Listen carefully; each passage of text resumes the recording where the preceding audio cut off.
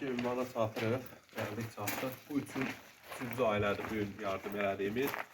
İnşallah bundan sonra biri qalacaq. Axırıncı Ha, bir ailə var. Belə o getməli. Bundan sonra Yetim uşaqdır.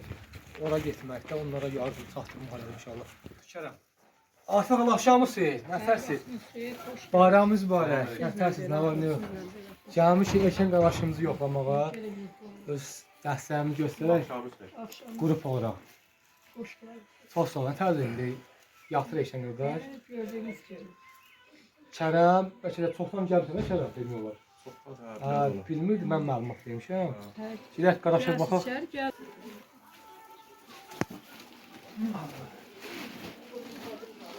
Axşamı seyir, bu da bayramımız mübarək gənə.